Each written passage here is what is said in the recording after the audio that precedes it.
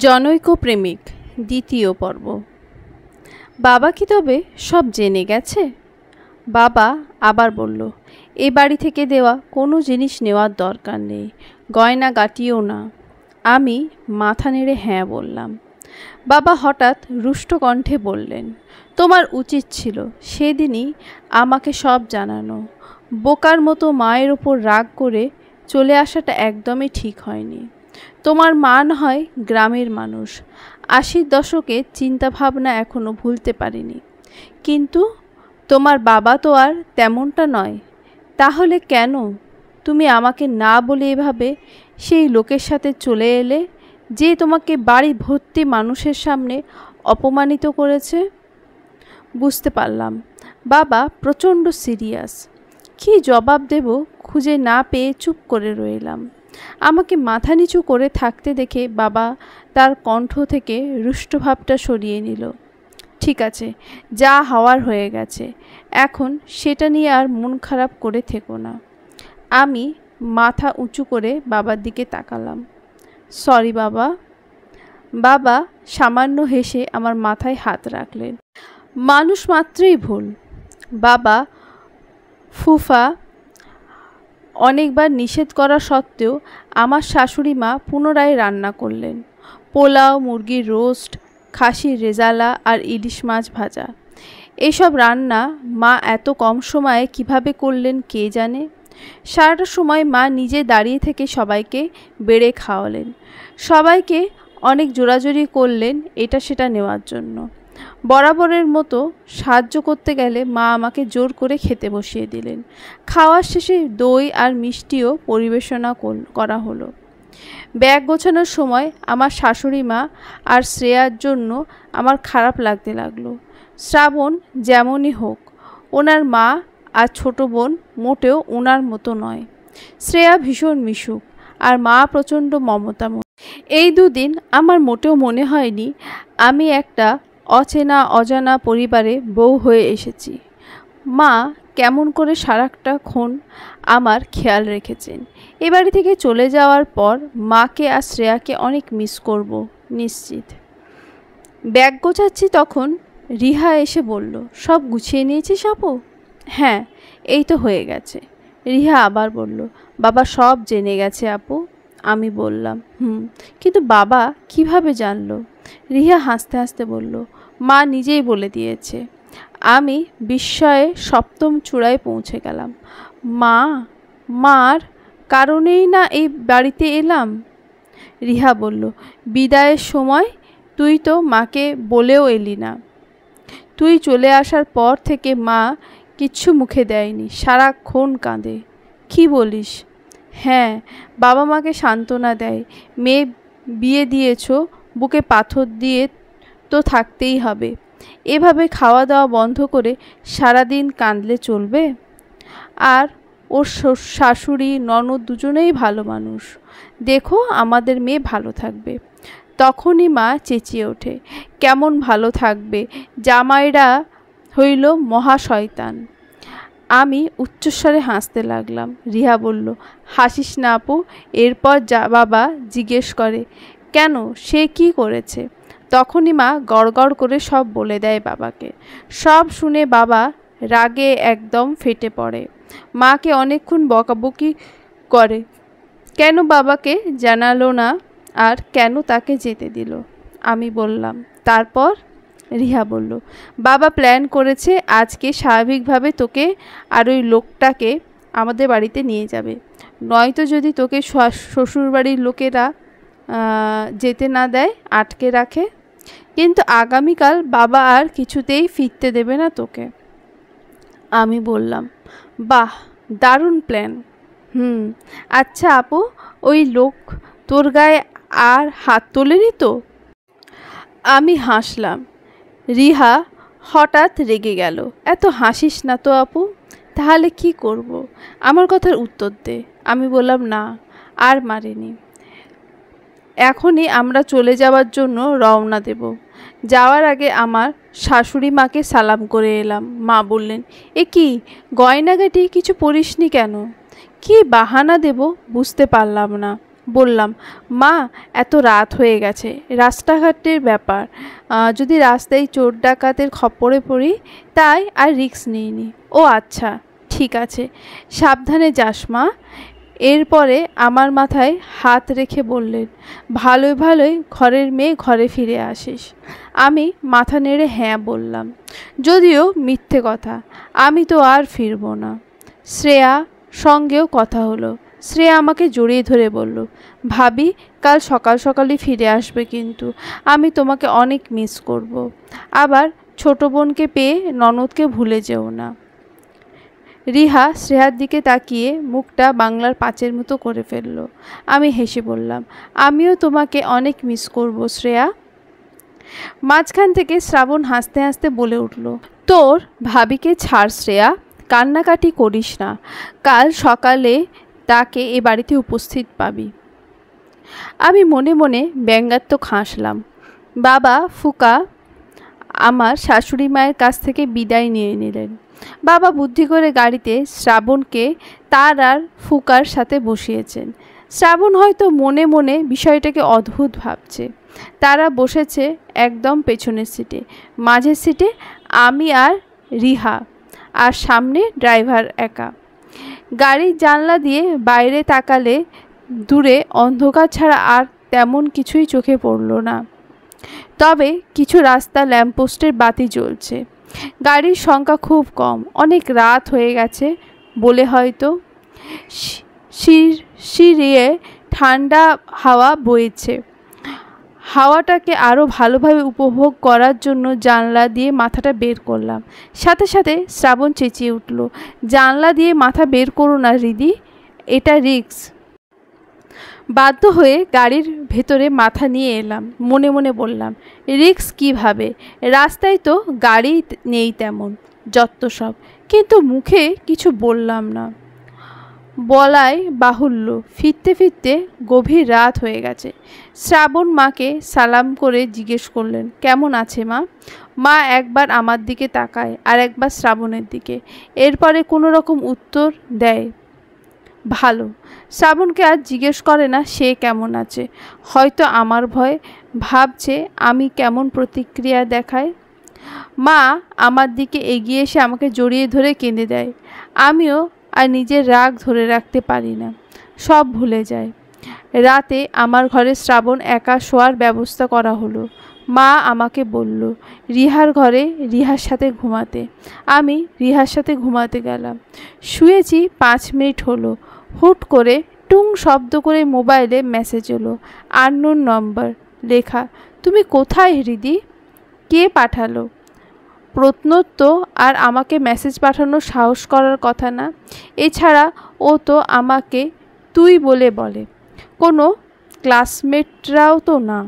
তবে কি শ্রাবণ? রিপ্লাই করব কি করব না ভেবে করেই ফেললাম। আপনি কে? রিপ্লাই এলো, নিজের হাজবেন্ডের নম্বর চেনো না? ওই শ্রাবণ তাহলে। আমি আর রিপ্লাই করলাম না।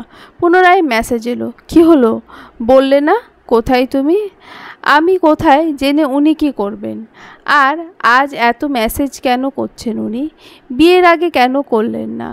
তখন যদি কথা হতো তাহলে ওনার রাগ সম্বন্ধে একটা ধারণা পেতাম, বিয়েটা আর করতাম না। তবে আবার মেসেজ এলো, তুমি কোথায় বলবে না কি শাশুড়ি মাকে গিয়ে জিজ্ঞেস করব? আমি রিপ্লাই দিলাম, রিহার ঘরে। পুনরায় মেসেজ এলো, তুমি ও ঘরে কি করছো? ঘুমোচ্ছি। পাঠিয়ে মোবাইলটা অফ করে রাখলাম। কিছুক্ষণ পরেই দরজায় খটখট করা আওয়াজ পেলাম।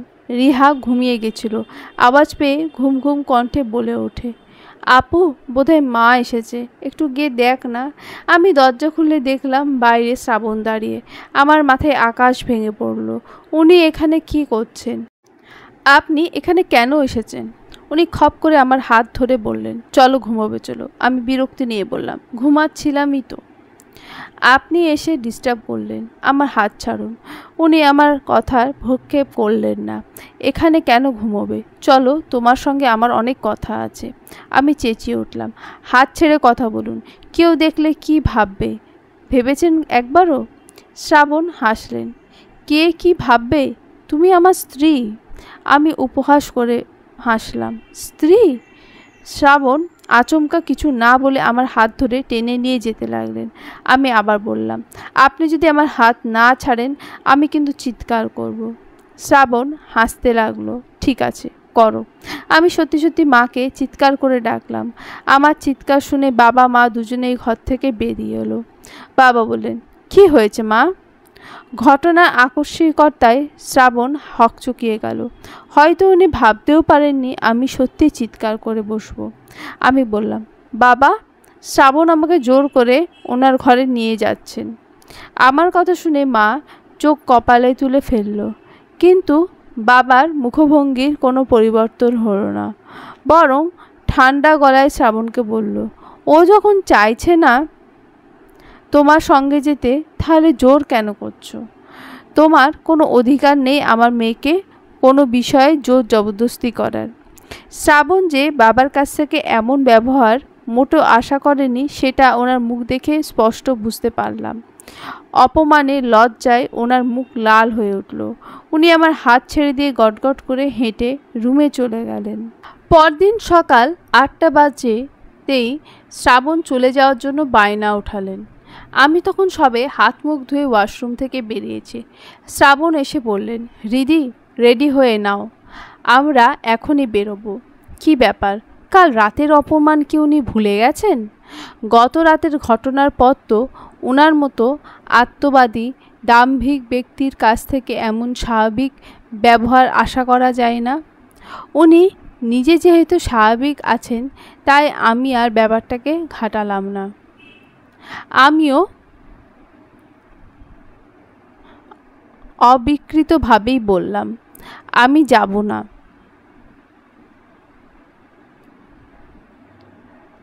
উনি সহসা আমার দিকে এগিয়ে আসতে লাগলেন। ওনার কথার অবাধ্য হয়েছি বলে কি মারবেন এখন? আমি কয়েক কদম পিছিয়ে গেলাম। উনি আকস্মিক দ্রুত পায়ে এগিয়ে এসে আমাকে জড়িয়ে ধরলেন। আমি ওখানেই জমে গেলাম। শ্রাবণ ওইভাবে জড়িয়ে ধরে আমার মাথায় হাত বুলাতে বুলাতে বললেন, এতদিন ধরে রাগ করে থাকতে হয় না বউ। গতকাল রাতে এত করে বললাম আমার সাথে যেতে, শুনলে না কেন? সত্যি অনেক জরুরি কথা ছিল। আমি কখনো ওনাকে এত নরম গলায় কথা বলতে শুনিনি, যার পর নয় অবাক হলাম।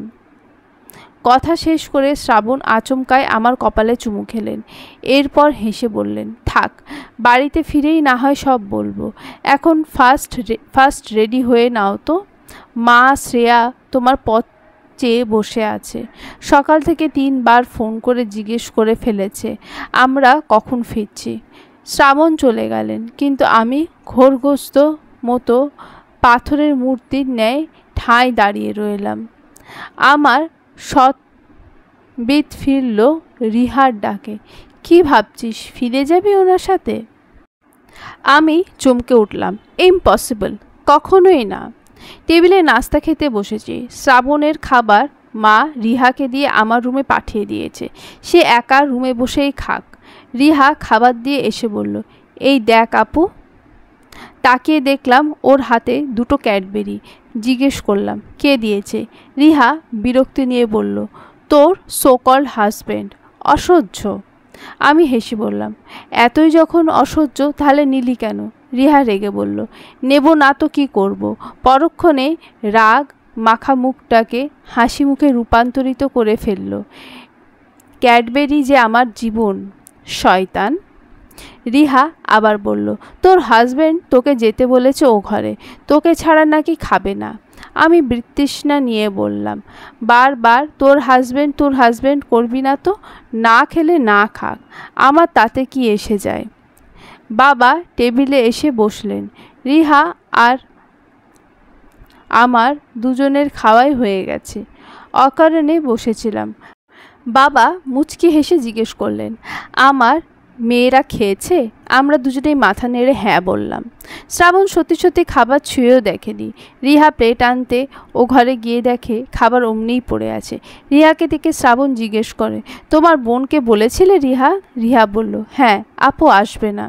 শ্রাবণ শুনে রিহাকে বললেন, খাবারগুলো নিয়ে যেতে, সে খাবে না। রিয়া এসে এসব জানালো আমাকে। এরপর জিজ্ঞেস করলো, লোকটা এমন কেন করছে রে আপু? জানি না, বলতেই দেখলাম শ্রাবণ এইদিকে আসছে। রিহা ওনাকে আসতে দেখে বলল, দেখ আপু, তোকে খুঁজতে শেষমেশ এ ঘরেও এসে পড়ল। একদম ফর্মাল ড্রেস আপে হাজির হয়েছেন তিনি। নিশ্চয়ই এসে এখন আমাকে আদেশ করবে বাসায় চলো।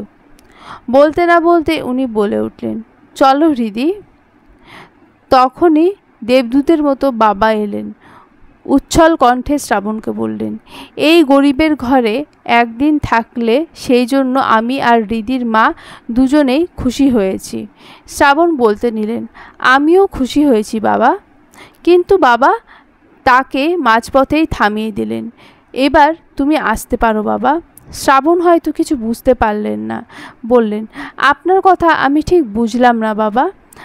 বাবা নম্র অথচ শীতল গলায় বললেন, হৃদি আর কখনো ও বাড়িতে যাবে না। শ্রাবণ একবার আমার দিকে তাকিয়ে পুনরায় বাবার দিকে তাকালেন। দ্বিধাগ্রস্ত হয়ে জিজ্ঞেস করলেন, আমি কি কোনো ভুল করেছি? বাবা শ্রাবণের প্রশ্নে জবাব দিলেন না, হয়তো প্রয়োজন বোধ করলেন না দেওয়ার। শ্রাবণ আবার বললেন, বাবা আমি সত্যি বুঝতে পারছি না কি দোষ করেছি, তবুও বলছি প্লিজ আমাকে ক্ষমা করে দিন। মা আমাদের অপেক্ষায় বসে আছে, আমাদের যেতে দিন। বাবা এবার রূঢ় গলায় বললেন, হৃদি তোমার সাথে যাবে না, তুমি নিজে যেতে পারো।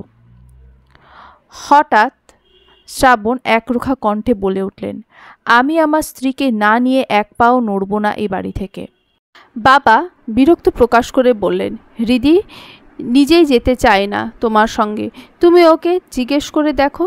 শ্রাবণ আমার দিকে দৃষ্টিপাত করে অত্যন্ত মোলায়েম গলায় বললেন, আমার সঙ্গে যাবে না হৃদি? আমি না সূচক মাথা ঝাঁকালাম। এটাই আমার জন্য কাল হলো। শ্রাবণ বাবার সামনেই ঘরের কোণে রাখা লোহার টুলটা তুলে নিয়ে ক্ষিপ্র গতিতে শোকেসের দিকে ছুঁড়ে মারলেন। টুলটা শোকেসের কাছে ভেঙেই ক্ষান্ত হলো না। ভেতরে সাজিয়ে রাখা কাচের কাপ, পিরিচ, প্লেট সহ সব কিছু গুঁড়িয়ে দিল। অক্ষত রইল মাত্র হাতে গোনা কয়েকটা জিনিস। আমার চোখ ফেটে জল চলে এলো। আমরা নিম্ন মধ্যবিত্ত। মায়ের বহুদিনের শখ ছিল একটা শোকেসের। বাবা গত বছর বহু কষ্টে মায়ের সেই শখ পূরণ করতে পেরেছেন। আজকে এই মুহূর্তে সব শেষ হয়ে গেল। অমানুষটা সব শেষ করে দিল। একটাবার ভাবলো না আমাদের পরিবার যে তাদের মতো ধনী নয়। একটাবার চিন্তা করলো না তার মতো আজ একটা নষ্ট করলাম তো কাল তিনটে হাজির হবে, এমনটা যে আমার বাবার সামর্থ্যে নেই। শ্রাবণ অগ্নিদৃষ্টিতে আমার দিকে তাকালেন, কিন্তু তাকানোর সাথে সাথেই সেই দৃষ্টি পরিবর্তিত হলো অনুতাপে, হয়তো আমার চোখে জল দেখে। তবে এখানে আর দাঁড়িয়ে থাকলেন না, বরাবরের মতো গটগট করে হেঁটে চলে গেলেন অগ্নিশর্মা হয়ে। আমি ভেবেছিলাম হয়তো ওখান থেকেই সব শেষ হয়ে গেছে। প্রখর দাম্ভিকতায় ভোগা শ্রাবণ আর কখনো আমাকে ফিরে নেবার কথা দুঃস্বপ্নেও ভাববে না। কিন্তু আমাকে ভুল প্রমাণ করে দিয়ে বিকেলেই তিনি আমার শাশুড়ি মাকে নিয়ে এই বাড়িতে এলেন। মা আর 5টা সাধারণ মেহমানদের মতোই আপ্যায়ন করলো আমার শাশুড়ি মাকে। এই ফাঁকে রিহা গিয়ে বাবাকে দোকান থেকে ডেকে নিয়ে এলো। আমার শাশুড়ি মা আমার বাবা মায়ের সঙ্গে আলোচনায় বসলেন, কেন তারা তাদের মেয়েকে তাদের জামাইয়ের সঙ্গে শ্বশুরবাড়িতে পাঠায়নি। বাবা তবুও বিচলিত হলেন না, ঠান্ডা মাথায় সব কথা বলতে লাগলেন। দেখুন আপা, আপনি আর আপনার মেয়ে অত্যন্ত ভালো মানুষ, আপনাকে আমি মন থেকে শ্রদ্ধা করি, কিন্তু আপনার ছেলে মোটেও আপনাদের মতো নয়। সে অতি জঘন্য রকমের খারাপ একজন মানুষ। আমি যদি আগে ঘুণাক্ষরেও টের পেতাম তাহলে কখনোই এমন ছেলের সাথে আমার মেয়ের বিয়ে দিতাম না। নিজের ছেলের সম্বন্ধে ছেলে শ্বশুরের নেতিবাচক মনোভাব দেখে মা রাগ করলেন না, মুখে মুচকি হাসি বজায় রেখে বললেন, ভাই আপনি যদি আমার ছেলের অপরাধটা একটু খুলে বলতেন বাবা বললেন, আপনার ছেলের অপরাধ হচ্ছে সে প্রচণ্ড বদমেজাজি আর রাগী প্রকৃতির মানুষ। বিয়ের দিনই সে সকলের সামনে নিজের সদ্য বিবাহ করা স্ত্রীকে চড় মেরেছে। শুধু তাই নয়, আজ সকালেও হৃদি তার সঙ্গে খাবে না বলে ও ঘরে শোকেস ভেঙে গুঁড়িয়ে দিয়েছে। মুহূর্তে আমার শাশুড়ি মায়ের হাসি মুখটা গম্ভীর হয়ে গেল। তিনি হয়তো ভাবতেই পারেননি ছেলের শ্বশুরের কাছ থেকে ছেলের নামে এই রকম শুনবেন। শ্রাবণ চেয়ারগুলো পেছনে মাথা নিচু করে দাঁড়িয়েছিল।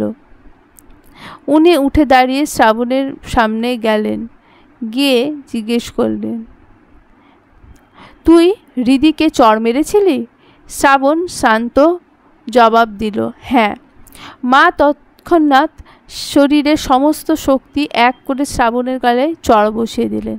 শ্রাবণ লজ্জায় অপমানে মাথা নিচু করে ফেললেন। মা আবার জিজ্ঞেস করল, হৃদিতে শোকেস ভেঙেছিস? শ্রাবণ সামান্য তাকিয়ে অতি নিম্ন স্বরে বললেন, হ্যাঁ। মা পুনরায় শ্রাবণকে চড় মারলেন। শ্রাবণের কি হলো জানি না, উনি পাগলের মতো আমার সামনে হাঁটু মুড়ে বসলেন, প্রায় থাবা দিয়ে আমার দুই হাত নিজের দুই হাতে মুঠোয় নিয়ে নিলেন। প্রলাপের মতো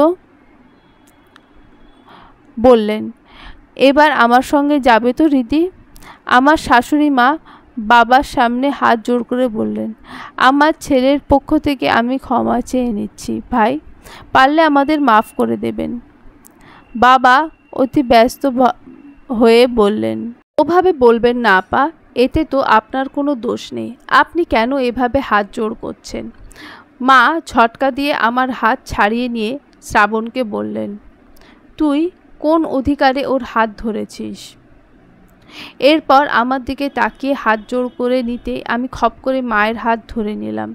মা প্লিজ, আপনি এমন করবেন না। মা আমাকে জড়িয়ে ধরলেন, পারলে আমাদের ক্ষমা করে দিস মা, ফিরে যাওয়ার ব্যাপারে তোকে আমার কখনো জোর করব না, তুই যে ডিসিশন নিবি সেটাই আমরা মেনে নেব, কিন্তু একটা কথা মনে রাখিস, তোর এই মায়ের দরজা আজীবন তোর জন্য খোলা থাকবে। আমার কান্না পেয়ে গেল। কারোর শাশুড়ি মা এত মমতাময়ী, এত ভালো হয় বুঝতে পারলাম না। কখন গাল বেয়ে অশ্রু ঝরছে। মা আমার চোখের জল মুছে দিয়ে বললেন, ভালো থাকিস মা। শ্রাবণ পরদিনই আবার হাজির হলেন, একা নয়, সঙ্গে একটা ট্রাক নিয়ে। একধারে অনেকক্ষণ হর্ন বাজানো শুনে আমরা বাইরে বেরোই। ততক্ষণে আশেপাশের মানুষ জোড়া হয়ে গেছে। ঘটনা জানতে সবাই যেন উদগ্রীব। গিয়ে দেখি রাস্তায় শ্রাবণ একটা মিনি ট্রাক নিয়ে দাঁড়িয়ে। ওকে দেখে বাবা অপ্রসন্ন হয়ে গেলেন। একদিন এই শ্রাবণের ব্যক্তিত্বকে ভালোবেসেই বাবা ওনার হাতে নিজের মেয়েকে তুলে দিয়েছিলেন। শ্রাবণের রাগ তার প্রতি বাবার সম্পূর্ণ ধারণাটাকে হয়তো বদলে দিয়েছে। আমার এখনও চোখে ভাসছে বিয়ের দিন অবধিও বাবা কিভাবে শ্রাবণকে মাথায় তুলে রেখেছিলেন। এখনও হয়তো রাখতেন, যদি না উনি বাবার অতি আদরের লালিত মেয়েকে চড় না মারতেন।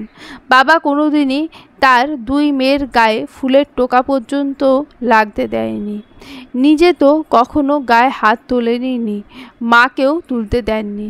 ঘুণাক্ষরেও বাবা যদি টের পেতেন মা আমাকে কিংবা রিহাকে মেরেছে, সেই দিন থেকে 3 দিন অবধি তিনি মায়ের সাথে কথা বলতেন না, মাঝে মাঝে ভাতও খেতেন না। এই জন্য তাই মাও আমাদের তেমন মারতেন না, তবে বকতো, কিন্তু মায়ের বকুনি আমাদের গায়ে লাগতো না একদম। অথচ যে বাবা আমাদের এত ভালোবাসতেন তার সামান্য ক্রোধী মুখচ্ছবিও আমাদের অন্তর কাঁপিয়ে দিত। বাবা একবার নিষেধ করলে সেই কাজ দ্বিতীয়বার করার স্পর্ধা আমরা কখনোই করতাম না। বাবাকে আমরা ভয় পেতাম, ভয় পাই, কিন্তু তার প্রতি আমাদের শ্রদ্ধা ও ভালোবাসার পরিমাণটা এত বেশি যে সব কিছু অতিক্রম করে যায়। বাবা ভ্রুকুচকে শ্রাবণকে বললেন, তুমি আবার এখানে কেন এসেছো?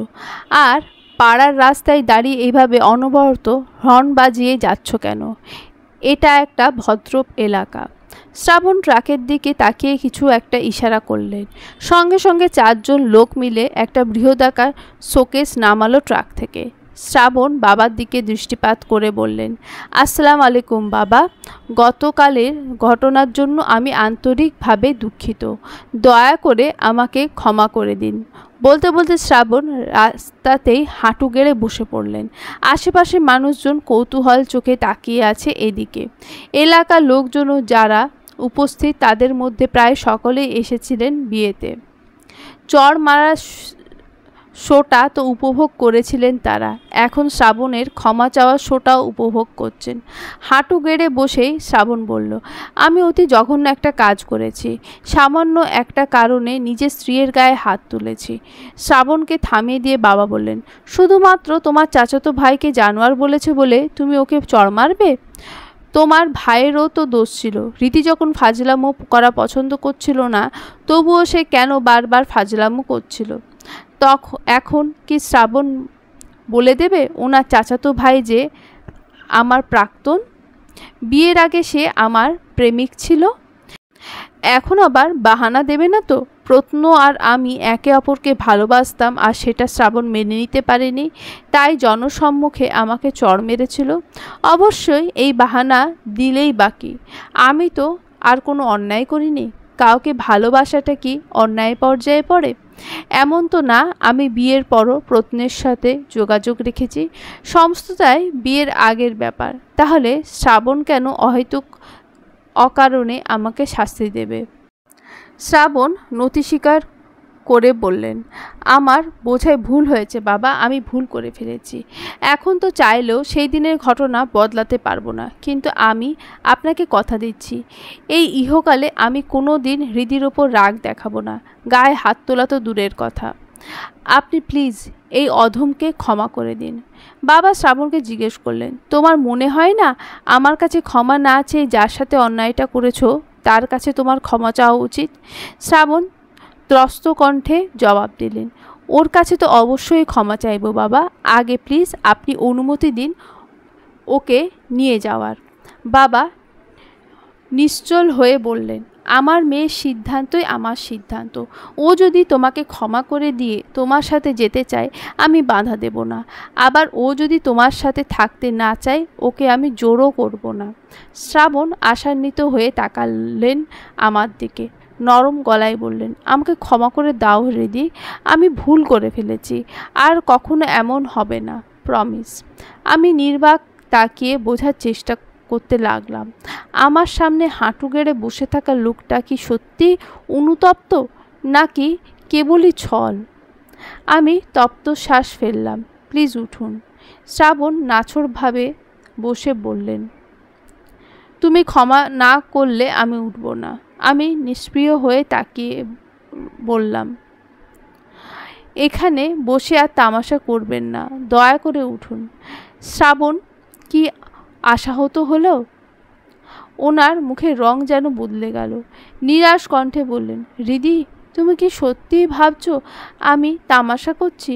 তুমি সবসময় কেন আমার ভালোবাসাটাকে এভাবে তুচ্ছ তাচ্ছিল্য করো? আমি কি এতই ঘৃণ্য, এতই কুৎসিত, এতই বর্বর? কয়েক মুহূর্ত থেমে আবার বললেন, হ্যাঁ আমি ভুল করেছি নিশ্চয়। তাই বলে কি আমাকে একবারে ক্ষমা করা যায় না হৃদি? অন্তত একটা বার কি সুযোগ দেওয়া যায় না আমাকে? আমাকে নিশ্চুপ থাকতে দেখে শ্রাবণ বললেন, আচ্ছা ঠিক আছে, তোমাকে এখনই ক্ষমা করতে হবে না, তুমি চলে যাও। কতক্ষণ এখানে এভাবে দাঁড়িয়ে থাকবে? আমি না হয় অপেক্ষা করব তোমার ক্ষমার, এখানে বসেই।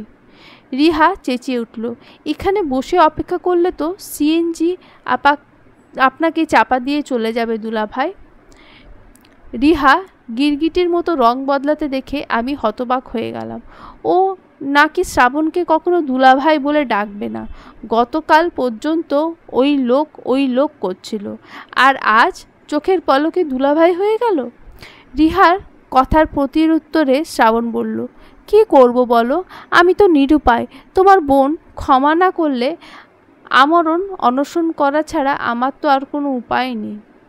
মা, বাবা, রিহা, শ্রাবণ সকলেই আমার দিকে প্রশ্নসূচক দৃষ্টিতে তাকিয়ে আছে, যার অর্থ হচ্ছে এই ক্ষমা করেছে কি না কম করেনি। রিহাকে দেখে বোঝাই যাচ্ছে ও চাইছে আমি শ্রাবণকে ক্ষমা করে দিই। মায়ের দৃষ্টিতেও এক বচন। আর বাবা আমার সিদ্ধান্তের অপেক্ষায়। আমি আমার উত্তর জানালাম, আমি আপনাকে ক্ষমা করে দিয়েছি, এবার উঠুন। আনন্দে শ্রাবণের চোখে চকমকিয়ে উঠল। উনি খুশিতে গদগদ হয়ে দাঁড়িয়ে আমার দিকে এগিয়ে আসতে লাগলেন। ওনার ভাবভঙ্গি দেখে মনে হচ্ছে এক্ষুনি আমাকে জড়িয়ে ধরবেন। আমি শঙ্কায় আটকে উঠলাম। বাবা মা সকলের সামনে যদি উনি এখন আমাকে জড়িয়ে ধরেন, এর চাইতে লজ্জার আর কিছু হবে না। কিন্তু না, আমাকে ভুল প্রমাণ করে উনি মায়ের দিকে এগিয়ে গেলেন। মাকে বললেন, মা, কালকে আমি একটা ভুল করে ফেলেছি। রাগের বশে আপনার প্রিয় একটা জিনিস ভেঙে ফেলেছি। ফার্নিচারের দোকানে হুবহু ওই রকমই অনেক খুঁজেছি, পাইনি। এটা আপনার পছন্দ হয়েছে তো মা? মা বলল, এসবের কোনো দরকার ছিল না বাবা। শ্রাবণ জোর করলেন, অবশ্যই ছিল, আপনার অতি প্রিয় জিনিস ছিল ওটা। আমি আপনাকে কথা দিচ্ছি মা, এখন থেকে আমি সর্বাত্ম চেষ্টা করব নিজের রাগকে দমানোর। বাবাও চাইলেন না শ্রাবণের আনা শোকেসটা রাখতে। প্রথমত ওটা আমার শ্বশুরবাড়ি থেকে দেওয়া, দ্বিতীয়ত তাও আবার আমাদের আগেরটার ডবল। শ্রাবণ মা আর বাবার সাথে জোরাজুরি করতে লাগলেন, বলতে লাগলেন সে ক্ষতি করেছে তাই ক্ষতিপূরণ দিচ্ছে, তো এটা গ্রহণ করলে তাতে দোষ কোথায়। অবশেষে শ্রাবণ জয়ী হলেন। শোকেসটা নিয়ে মার ঘরে রাখা হলো। মৃষিদের সাথেও শ্রাবণও ঘরে এলেন। মা ওনাকে ড্রয়িং রুমে বসিয়ে চা নাস্তা খেতে দিলেন। এবারও শ্রাবণ রিহাকে দিয়ে খবর পাঠালো, আমি ওনার সামনে গিয়ে না বসলে উনি খাবেন না। গতকালকে এভাবেই রাগ করে না খেয়ে চলে গেছিলেন। উপায় শূন্য হয়ে তাই ওনার সামনে গিয়ে বসলাম। মা আমাদের একা ছেড়ে চলে গেলেন। শ্রাবণ আমাকে একটা বিস্কুট সাধলেন। কথা না বাড়িয়ে আমি বিস্কুটটা নিয়ে কামড় বসালাম। আচমকা ছো মেরে বাকি অর্ধেকটা আমার হাত থেকে কেড়ে নিলেন উনি। তারপর নিজে খেতে লাগলেন। আমি বিরক্ত চোখে তাকালাম ওনার দিকে। উনি দাঁত বের করে হাসলেন। আমি বললাম, আপনি গতকাল থেকে এমন আচরণ করছেন যেন আমাদের প্রেমের বিয়ে, আর আমাকে কতই না ভালোবাসেন। শ্রাবণের দৃষ্টি পরিবর্তিত হয়ে গেল। অদ্ভুত চোখে তাকিয়ে বললেন, প্রেমের বিয়ে না, কিন্তু এটা তো ঠিক, আমি তোমাকে প্রবল ভালোবাসি। আমি বললাম, আপনি যেহেতু ভালোবাসেন সেহেতু আপনার তো আমাকে বোঝা দরকার। শ্রাবণ ঘোর লাগা দৃষ্টিতে তাকিয়ে বললেন, বুঝবো, আমি আপনার সঙ্গে যেতে চাই না। বিস্ময়ে ঝলকানি দেখা গেল শ্রাবণের চোখে মুখে। কেন যাবে না দিদি? তুমি কি এখনও আমাকে ক্ষমা করতে পারোনি? আমি জবাব দিলাম, ব্যাপারটা এমন নয় যে আমি আপনাকে ক্ষমা করে নিই, আমি জাস্ট আপনার সাথে যেতে চাইছি না। শ্রাবণ হঠাৎ মন খারাপ করে বললেন, আমাকে পছন্দ না বলে? আমি জানি না কেন, কিন্তু আমার আপনার সাথে যেতে ইচ্ছে করছে না। শ্রাবণ আচমকা উঠে দাঁড়ালেন। সামান্য হেসে বললেন, আচ্ছা ঠিক আছে, তুমি কিছুদিন সময় নাও, আমি না হয় ততদিন তোমার জন্য অপেক্ষাই করি, কিন্তু এলাকা ছাড়বো না কিছুতেই। প্রতিদিন তোমাকে বিরক্ত করতে এই বান্দা হাজির হয়ে যাবে। বলে দুষ্টু হাসি হাসলেন। তারপর আবার বললেন, আচ্ছা তোমাদের বাড়ির আশেপাশে কোনো বাসা ভাড়া পাওয়া যাবে? আমি ভ্রু কুঁচকে বললাম, আপনি কি নিজের বাড়ি ছেড়ে এখন আমাদের এলাকায় এসে বাসা ভাড়া করবেন? শ্রাবণ চলে যাওয়ার জন্য পা বাড়ালেন, মুখে বললেন, অবশ্যই। এরপর চলে যেতে যেতে আকস্মিক পিছু ফিরে তাকিয়ে বললেন, আমাদের প্রেমের বিয়ে না ঠিক, কিন্তু তুমি চাইলে কি হতে পারতো না? আমি বিস্মিত হলাম। আমি চাইলে বা কিভাবে হতে পারতো? ওনাকে চিনতে জানতে পারলামই তো বিয়ের ঠিক হবার পর সবে মাত্র 10 দিন হলো ওনার সঙ্গে আমার পরিচয়। শ্রাবণ সত্যি সত্যি আমাদের এলাকায় বাসা ভাড়া নিয়ে নিলেন। তারপর থেকে ওনার আমাদের বাড়িতে হুটহাট করে আসার উৎপাত বেড়ে গেল। মা না পারেন কিছু বলতে, না পারেন ফেলে দিতে। রিহাকে তো উনি বশ করে ফেলেছেন, এখন মাকে বশ করতে উঠে পড়ে লেগেছেন। গতকাল মাকে জোর করে কোথায় যেন নিয়ে গেলেন, ফিরে এলেন ডজনখানেক কাচের জিনিসপত্র নিয়ে। রোজ রিহাকে নিজের প্রাইভেট কারে করে কলেজে দিয়ে আসেন। ইদানিং বাবার পেছনেও পড়েছেন। অকারণে বাবার দোকানে গিয়ে বসে থাকেন, বাবার সঙ্গে খোশ গল্প করেন, বাবার কাজে সাহায্যও করেন বাবা না চাইলেও। নিজের অফিস ছেড়ে, কাজকর্ম ছেড়ে কেন এখানে এভাবে পড়ে আছেন উনি? ওনার এসব ছলাকলা কিসের জন্য তা অবশ্যই আমার বুঝতে বাকি নেই।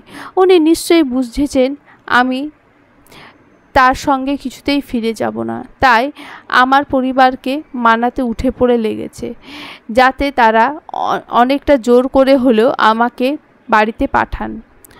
মা রিহাকে নিজের বশে করে নিলেও বাবাকে উনি এখনও বশীভূত করতে পারেন না, আমার দৃঢ় বিশ্বাস। সেই দিন লাইব্রেরিতে গিয়েছিলাম বই কিনতে। 3rd ইয়ারের ভর্তি হয়েছিলাম, শুধু কোনো বই কেনা হয়নি, ক্লাসও করা হয়নি। ফেরার সময় গাড়ির অপেক্ষায় দাঁড়িয়েছিলাম, তখনই শ্রাবণ এসে হাজির। এসেই জোরাজোরি করতে লাগলেন গাড়িতে ওঠার জন্য, কিন্তু আমি কিছুতেই উঠব না। শেষে একটা অটোরিকশা করে বাসায় ফিরি। পুরো রাস্তা উনি আমাকে ফলো করতে করতে এসেছিলেন। শুধুমাত্র একদিনই এমন হলো, হয়তো ব্যাপারটা আমাকে ভাবাতো না, কিন্তু তিনি রোজ এমন করতে লাগলেন। বই কেনার পর আমি রোজ ক্লাস করতে শুরু করি। রোজ যাওয়ার সময় তিনি আমাকে ফলো করতে করতে যান, ফেরার সময় ফলো করতে করতে ফেরেন। আর সহ্য করা যাচ্ছে না ওনার উপদ্রব। আমি একদম অতিষ্ঠ হয়ে পড়েছি। আজ ওনাকে কড়াকড়িভাবে জানাবো আমি আর ওনার সঙ্গে কখনোই ফিরতে পারবো না। অবশেষে সেই সুযোগটা এলো। দুপুরে রিহাকে কলেজ থেকে আনতে গিয়েছিলেন তিনি। মায়ের কথায় ঘরে ঢুকে বসার ঘরে বসেছিলেন। মাকে বলে খাবার ট্রেটা আমি নিজেই নিয়ে গেলাম, এই অজুহাতে ওনার সঙ্গে কথা বলা যাবে। আমাকে দেখে ওনার চোখ দুটো চকচক করে উঠল। আমাকে ট্রে হাতে নিয়ে এগোতে দেখে আহ্লাদে আটখানা হয়ে বললেন, তুমি নিজের হাতে আমার জন্য খাবার এনেছো দিদি? হাত থেকে ট্রেটা টেবিলের ওপর রেখে বললাম, এতে এত সারপ্রাইজ হবার কী আছে? উনি ইতস হেসে বললেন, না তুমি তো কখনো আনো না, তাই আর কি। আমি বললাম, আপনার সঙ্গে আমার কিছু কথা ছিল। উনি গাল ভরে হাসলেন। বলো। আমি গুরুতর ভঙ্গিতে বলতে শুরু করলাম, আমি চাই না আপনি আর এই বাড়িতে আসুন। উনি তড়িৎ গতিতে বলে উঠলেন, কেন রিদি? আমি তো কাউকে বিরক্ত করছি না। আপনি করছেন না, কিন্তু সবাই হচ্ছে। উনি বিদ্রূপ করে হাসলেন। সবাই নাকি তুমি? ধরুন আমি। শ্রাবণ হঠাৎ দুহাত জোর করলেন, প্লিজ দিদি, অন্তত তোমাকে দেখার অধিকারটুকু আমার কাছ থেকে কেড়ে দিও না। আমি আবার বিরক্তির চরম সীমায় পৌঁছে গেলাম। আমি আপনার কাছে হাত জোড় করছি, আপনি প্লিজ আমাকে যন্ত্রণা দেওয়া বন্ধ করুন। আপনি কেন বুঝতে পারছেন না? আপনি যত যাই করুন না কেন, আমি আর কখনো আপনার কাছে ফিরব না। শ্রাবণ ঠান্ডা স্বরে বললেন, আমি কি একটা সেকেন্ড চান্স ডিজার্ভ করি না দিদি? আমি জানি না আপনি ডিজার্ভ করেন কি করেন না, আমি শুধু জানি আপনার প্রতি শ্রদ্ধা জিনিসটা আমার আর নেই। আর যার প্রতি শ্রদ্ধা নেই তাকে সারা জীবন চেষ্টা করেও ভালোবাসা সম্ভব নয়। শ্রাবণ বলে উঠলেন, কী করলে আমার প্রতি তোমার শ্রদ্ধা ফিরবে হৃদি? আমাকে বলো, আমি তাই করব। আমি তপ্ত শ্বাস ফেললাম। আপনি চলে যান, তাহলেই হবে। আমি এখান থেকে চলে গেলে তুমি আমার কাছে ফিরে যাবে? আচ্ছা, আপনি কি সোজা কথা সোজাভাবে বুঝতে পারেন না?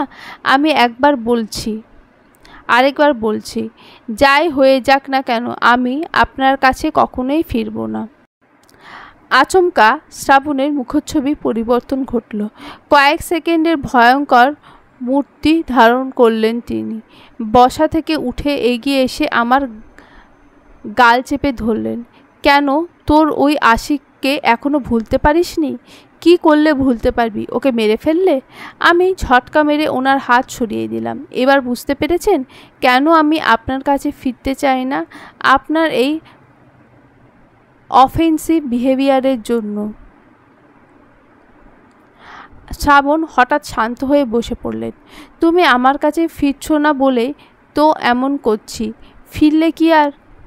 যে স্বামী তার স্ত্রীকে বিয়ের দিনই সবার সামনে চড় মারে, শুধুমাত্র বিয়ের আগে তার চাচাতো ভাইয়ের সাথে স্ত্রীর প্রেম ছিল বলে বিয়ের দুদিন পর্যন্ত রুড আচরণ করে, সে একই কারণে নিজের শ্বশুরের সামনে রাগ দেখিয়ে সে বাড়ির শোকেস ভাঙে, আবার এখন স্ত্রী সেসব সঙ্গত কারণে তার সাথে যাবে না বলে অফেন্সিভ আচরণ করে, সেই স্বামীর কাছে ফেরাটা কতটা স্বাভাবিক?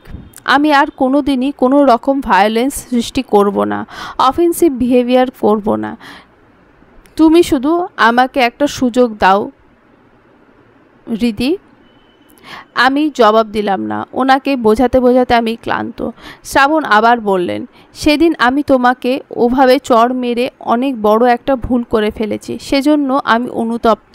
কিন্তু অমন একটা শুনে আমি নিজের মাথা ঠিক রাখতে পারিনি। আমি বললাম, প্রত্নের সাথে তো আমার বর্তমানে কোনো সম্পর্ক নেই, অতীতে বিয়ের আগে ছিল। সেটা শুনে এত রিয়েক্ট করার মানে আমি বুঝতে পারছি না। যদি এমন হতো বর্তমানে বিবাহিত অবস্থায় আমার ওর সাথে সম্পর্ক আছে, তাহলে আপনার রাগটা যুক্তিসঙ্গত হতো, কিন্তু সেই দিনটা মোটেও নর্মাল বিষয় ছিল না। শ্রাবণ বলল, আমি তোমাকে সেজন্য মারিনি। আমি বিস্মিত হলাম। তাহলে কেন মেরেছেন? শ্রাবণ ইতস্তত করতে লাগলেন। বিয়ের দিন তোমাকে দেখার পর প্রত্ন আমাকে বলে, নিজের ছোট ভাইয়ের এক্স গার্লফ্রেন্ডকে বিয়ে করেছো, এর সঙ্গে তো আমি শুয়েওছি। এই কথাটা শোনার পর থেকে মাথা গরম হয়েছিল। সারাদিনই কানে সেই সেন্টেন্স দুটো বাজছিল। কখন কি করে ফেললাম বুঝতেই পারিনি। যখন বুঝতে পারলাম তখন অনেক দেরি হয়ে গেছে। রাগে ঘৃণায় আমার গা রিরি করে উঠল। প্রত্ন এত জঘন্য মিথ্যে কথাগুলো এভাবে বানিয়ে বানিয়ে বলেছে। ও কিভাবে বলতে পারলো এই নোংরা কথাগুলো? প্রত্নের সাথে আমার কখনোই ওই রকম কোনো সম্পর্ক ছিল না। ও খুব ভালো করেই জানতো বিয়ের আগে এসব আমি ভুল করেও পছন্দ করব না, তাই ও কখনো অন্যায়ভাবে দাবিও করতো না। আমি জানি না কেন ও এসব কথা আপনাকে বানিয়ে বানিয়ে বলেছে। শ্রাবণ বলল, যাতে আমি তোমার ওপর রাগ করে বিয়ে ভেঙে দিই। ও বোধহয় আগে জানতো না আমার হবু স্ত্রী তুমি। আমি জিজ্ঞেস করলাম, তাহলে বিয়েটা ভাঙলেন না কেন? আপনি যেহেতু ওর কথা প্রায় বিশ্বাস করেই নিয়েছিলেন। ঠিক বিশ্বাস করিনি, হঠাৎ অমন একটা কথা হজম করতে পারিনি। তোমাকে তো আগে থেকেই খুব ভালোভাবে চিনতাম। আমি জানতাম তুমি কখনো কোনো রকম অনৈতিক সম্পর্কে জড়াবে না, কিন্তু প্রত্ন তো তোমাকে বাধ্যও করতে পারে। তাই আসলে কি ঠিক কি মন্দ তখন আমার মাথা কাজ করছিল না। আর বিয়ে ভাঙার তো প্রশ্নই ওঠে না। এতদিন এত সাধনার পর তোমাকে নিজের করে পেতে চেয়েছিলাম, সেটাকে আমি ওভাবে ভেস্তে দিতাম? আমি শ্রাবণের কথার কোনো আগা মাথা খুঁজে পেলাম না। শুধু তিনটা কথাই মাথায় ঘুরতে লাগলো। চিনতাম, এতদিন, এত সাধনা। আমাকে কিছু একটা ভাবতে দেখে শ্রাবণ বললেন, কি ভাবছো? আপনার কথার মানে আমি ঠিক বুঝতে পারলাম না। তোমাকে কিভাবে চিনতাম সেটা? আমি মাথা নাড়িয়ে হ্যাঁ বললাম। শ্রাবণ দীর্ঘশ্বাস ছেড়ে বললেন, সেগুলো আর জেনে কি লাভ? তুমি আগেও আমাকে ঘৃণা করতে, এখনও করবে। বলে আর বসলেন না, উঠে চলে যাওয়ার জন্য পা বাড়ালেন। আমি পেছন থেকে ডাকলাম, তবুও বলুন। শ্রাবণ চলে যেতে যেতে বললেন, যেভাবে শুরুটা হয়েছিল সেভাবে না হয় বলবো। এবারও ওনার কথা বোধগম্য হলো না আমার। আমি ভাবতে লাগলাম শুরুটা কিভাবে হয়েছিল। সেদিন বিকেলে আমার নামে একটা চিঠি এলো রিহার মাধ্যমে। চিঠিটা দেখে আমি স্মৃতি বেদনাতুর হয়ে পড়লাম। একটা সময় এমন কত শত চিঠি আসতো আমার নামে, সেই চিঠির জন্য সব সময় মুখিয়ে থাকতাম আমি। আজ সব শুধু স্মৃতি। অতীতে যার চিঠির অপেক্ষায় প্রহর গুনতাম, এই চিঠি সে পাঠায়নি, শ্রাবণ পাঠিয়েছে। হঠাৎ চিঠি পাঠালেন কেন উনি? নিজের ঘরে গিয়ে চিঠিটা খুলে পড়তে শুরু করলাম। প্রিয় বহ্নিশিখা, তোমার ওই বুদ্ধিদীপ্তি চোখের প্রেমে পড়তেই তো তোমার নাম দিয়েছিলাম বহ্নিশিখা। আগুনের মতোই যেন জ্বলজ্বল করছিল সেই দিন তোমার চোখের তারাগুলো। তোমার ওই অগ্নিমূর্তি ধারণ করার কারণ কি ছিল সেই দিন মনে আছে? বৃহস্পতিবার তুমি শান্ত হয়ে স্কুল থেকে ফিরছিলে, আমিও ছোট খালার বাসা থেকে ফিরছি। কাকতালীয়ভাবে দুজনেই একসঙ্গে বাসে উঠে দেখি একটা মাত্র সিট, সেটাও আমি দখল করে নিই। তুমি না পারছিলে কিছু বলতে, না পারছিলে সহ্য করতে, তাই তো খানিক বাদে বাদে আমার দিকে অগ্নি দৃষ্টি ছুড়ছিলে। সেটা কিন্তু আমার নজর এড়ায়নি। পুরোটা রাস্তা তুমি তোমার বান্ধবীর সঙ্গে দাঁড়িয়ে রইলে। আমি চাইলে কিন্তু তোমাকে সিটটা অফার করে নিজে দাঁড়িয়ে আসতে পারতাম, কিন্তু করিনি। কেন করিনি জানো? ওই যে তোমার দৃষ্টির লোভে। তুমি হয়তো খেয়াল করনি, যার উপর তুমি অগ্নিদৃষ্টি বর্ষণ করছো সেও লুকিয়ে চুরিয়ে তোমাকে দেখছিল। অবশেষে তোমার গন্তব্যস্থান এলো, তুমি নেমে গেলে। আমি কিন্তু সেই জায়গাটার ছবি আমার মস্তিষ্কে ভালো মতো গেঁথে নিয়েছিলাম, কারণ ওখানেই যে আমার বহ্নিশিখার পুনরায় দেখা মিলবে। বাসায় ফেরার পর আমার আর কোনো কিছুতেই ঠিকমতো মন বসছিল না। সারাটাক্ষণ শুধু তোমার ওই দৃষ্টি আমার চোখে চোখে ভাসছিল। তোমার সেই বাঁকা জলজলে চোখ দুটো। সারা রাত ঘুমোতে পারলাম না। ভোরের দিকে একটুখানি চোখ লেগে এসেছিল, সেখানেও অস্থিরতা। স্বপ্নে তোমার সঙ্গে আবার দেখা হলো। আগের দিনের ঘটনার পুনরাবৃত্তি ঘটল। রাতের স্বপ্নকে সত্যি করার প্রচেষ্টায় আমি পরদিনই আবার ছোট্ট খালার বাসায় যাই। রোজ তোমার অপেক্ষায় সেই বাসে স্টেশনে দাঁড়িয়ে থাকি। তোমার সঙ্গে রোজ একই বাসে উঠি। তুমি নেমে গেলে আমিও নেমে যাই, অথচ কিছুই তোমার চোখে পড়ে না। তুমি আর কখনো দ্বিতীয়বার আমার দিকে দৃষ্টি ফেলো না। আমি আহত হই। পরের দিন আবার নতুন উদ্যমে তোমাকে দেখার উদ্দেশ্য নিয়ে পুনরায় বেরিয়ে পড়ি। পড়াশোনা ফেলে কল্পনায় তোমাকে নিয়ে পড়ে থাকি দিনরাত। ফলাফল 1 বছর পিছিয়ে পড়া। তাতে অবশ্য আমার কিছু যায় আসে না, আমি যে তখনও তোমাতেই মগ্ন। কিন্তু মার অনেক কিছু গেল আসলো। মা আকস্মিক আমার এই করুণ দশার কারণ বুঝতে পারলেন না। আমাকে জিজ্ঞেস করলেও আমি বলিনি। মা ভীষণ চিন্তিত হয়ে পড়লেন। তার ছেলেটার কি হয়ে গেল হঠাৎ? এতদিনে মনে সাহস সঞ্চয় করে তোমাকে চিঠি লিখতে আরম্ভ করে দিয়েছি। 5-6টা চিঠি পাওয়ার পর এক সময় হয়তো দয়া করে তুমি আমাকে চিঠির উত্তর দাও। তোমার চিঠি পেয়ে খুশিতে আমি আমার সব বন্ধুদের মিষ্টি খাওয়াই। ওদের ভাবি এই প্রথম আমাকে চিঠি লিখেছে কি না। চিঠিতে তুমি আমার পরিচয় জানতে চাও, আমি দেইনি। তোমার সঙ্গে আমার বাসে ঘটে যাওয়া ঘটনার কথাও জানাইনি। শুধু বলি আমি হৃদি নামক লাইলার মাজনু। তুমি কি হেসেছিলে হৃদি চিঠি পড়ে? এরপর তোমার সঙ্গে আমার নিয়মিত চিঠি আদান প্রদান হতে থাকে। প্রথম তুমি খুব সহজে উত্তর দিতে না, একটা সময় নিয়মিত দিতে শুরু করলে। আমি বুঝতে পারলাম তোমারও হয়তো আমার প্রতি একটা অদৃশ্য টান জন্মাতে শুরু করেছে। একদিন চিঠিতে জানালে তুমি আমার সঙ্গে দেখা করতে চাও। আমি বলি একেবারে মাকে সঙ্গে করে তোমাদের বাড়িতে বিয়ের প্রস্তাব নিয়ে হাজির হয়ে তোমাকে চমকে দেব। ব্যাপারটা নিয়ে তুমিও অনেক এক্সাইটেড ছিলে।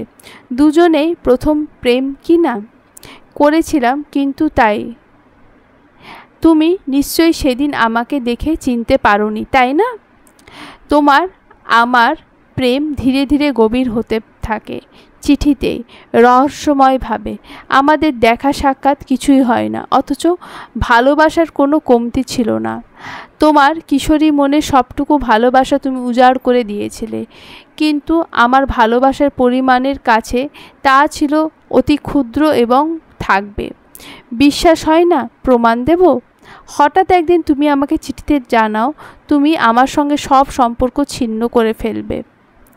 আমি যেন আর তোমাকে চিঠি না দিই। আমি কিন্তু তোমার কথা শুনিনি। আমি রোজ নিয়ম করে তোমাকে চিঠি লিখতাম, কিন্তু তুমি উত্তর দিতে না। আমি বুক ভরা কষ্ট নিয়ে আবারও চিঠি লিখতাম, তুমি আবারও উত্তর দিলে না। এমন করে চলতে থাকে 3টা মাস। আমি রাতে ঘুমোতে পারি না, পড়াশোনায় চাকরিতে কিছুতেই মনোযোগ দিতে পারি না, তোমার কথা ভুলতে পারি না এক মুহূর্তের জন্য। তুমি কলেজ পেরিয়ে ভার্সিটিতে উঠে গেলে। ভার্সিটিতে যাবার জন্য যখন সেই একই স্টেশনে বাসের জন্য অপেক্ষা করতে, আমি দূরে দাঁড়িয়ে তোমাকে দেখতাম। সামনে আসার সাহস হতো না কখনো। পুরো দুনিয়ার সামনে আমি ছিলাম অতি বদরাগী, জেদি, ভয়ানক একজন মানুষ, অথচ তোমার সামনে সেই দাঁড়াতে আমার বুক কাঁপত। তার কারণ আমি আজও উপলব্ধি করতে পারিনি। একদিন জানতে পারলাম আমারই চাচাতো ভাই প্রত্নর সঙ্গে তোমার প্রেমের সম্পর্ক। আমি মেনে নিতে পারি না। আমার চাচাতো ভাই বলে নয়, আমার প্রথম ভালোবাসা অন্য কারোর হয়ে যাচ্ছিল বলে। আমার ভীষণ অভিমান হলো। 1.5 বছর যাবৎ আমি পাগলের মতো তোমাকে রোজ চিঠি লিখে গেছি, তুমি উত্তর না দেওয়া সত্ত্বেও। তুমি আমার সঙ্গে আর কোনো রকম সম্পর্ক রাখতে চাও না জানা সত্ত্বেও। আজীবনই হয়তো এমনটা করতাম, যদি না তুমি আমাকে ওভাবে ধোঁকা দিতে। তুমি কিভাবে পারলে নিজের প্রেমিককে অবহেলা করে অন্য কারোর সঙ্গে সম্পর্কে জড়াতে? তোমার কি একটাবারও আমার কথা মনে পড়েনি? একটাবারও মনে হয়নি আমি জানতে পারলে আমার কি অবস্থা হবে? চিঠিতে তুমি যে আমাকে এত এত ভালোবাসার কথা বলতে, সব কি তবে মিথ্যা ছিল? সব কি অভিনয় ছিল? শুধুই নাটক? আচ্ছা রিদি, প্রত্নের মাঝে কি এমন আছে যা আমার মাঝে নেই? এরপর আমি আর কোনো দিন তোমাকে চিঠি লিখিনি। তোমাকে ভুলতে নতুন কাজে নিয়োজিত হই। চাকরি ছেড়ে বাবার ফেলে যাওয়া ব্যবসা নতুন করে দাঁড় করায়। নিজের সম্পূর্ণ সময়, সম্পূর্ণ মনোযোগ সেখানে দিই। ব্যবসায় লাভবান হয়েছি ঠিকই, কিন্তু তোমাকে ভুলতে পারিনি। এই জীবনে পারার চান্সও নেই। মাঝখানে আরও কয়েক বছর পেরিয়ে যায়, তুমি আমাকে ভুলে গেলে। আমি কিন্তু তোমার খোঁজ ঠিকই রেখেছি। প্রত্নের সঙ্গে তোমার প্রেমের সম্পর্ক জানা সত্ত্বেও মাকে সঙ্গে নিয়ে তোমার বাড়িতে বিয়ের প্রস্তাব নিয়ে হাজির হই। তুমি কি আমাকে দেখে চমকেছিলে? তুমি নিশ্চয়ই চিনতে পারোনি, এই সেই তোমার পত্রপ্রেমিক। সেদিন আমাকে কিছুক্ষণ একা কথা বলতে দেওয়া হয়েছিল। আমি ইচ্ছে করে সারাটাক্ষণ চুপ হয়েছিলাম, কারণ তোমার মুখে দেখেই বোঝা যাচ্ছিল তুমি কি বলবে। তুমি নিশ্চয়ই বলতে, আমি অন্য একজনকে ভালোবাসি, আপনাকে বিয়ে করতে পারবো না, তাই না? কিন্তু সেই ভালোবাসা তো প্রত্নের কোনো অধিকার নেই, সম্পূর্ণটা আমার। তুমি তো চিঠিতে বলতে তোমার সমস্ত ভালোবাসা আমার জন্য। তাহলে সে ভালোবাসার ভাগ আমি অন্য কাউকে কেন দেব?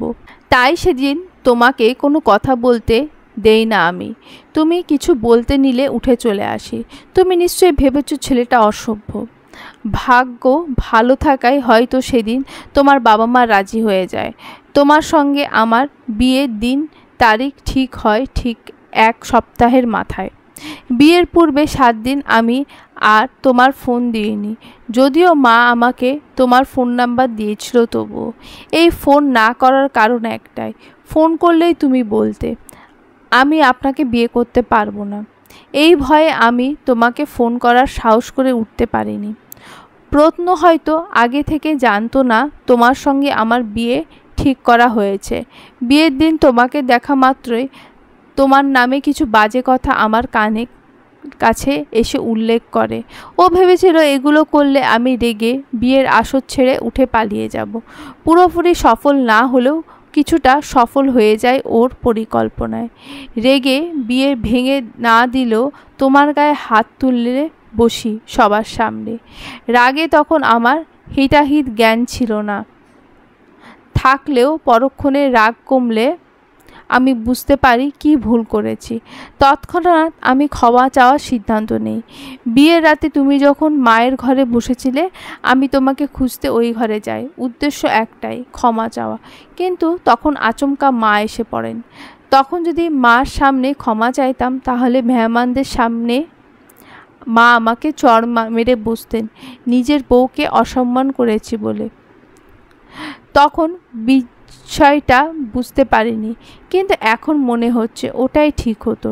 তাহলে হয়তো তোমার আর আমার মাঝে এতটা দূরত্ব সৃষ্টি হতো না। মা চলে যাওয়ার পর আমি পুনরায় ও ঘরে গিয়েছিলাম তোমাকে খুঁজতে। তখনই প্রত্নকে ও ঘর থেকে বেরোতে দেখি। সেই মুহূর্তে আমার কতটা রাগ হয়েছিল তোমাকে বলে বোঝাতে পারবো না।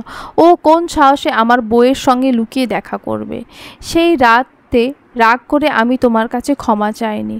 আমার ভয় ছিল প্রত্ন হয়তো ভুলিয়ে ভালিয়ে তোমাকে নিয়ে পালিয়ে যাবে। তাই সেই রাতেই ইঙ্গিতে তোমাকে বোঝায় এমন কিছু না করতে, কিন্তু তুমি আমাকে ভুল বোঝো, রেগে যাও। তারপর দিন আমার ধারণাকে সত্যি প্রমাণ করে প্রত্ন তোমাকে চিরকুট দেয়।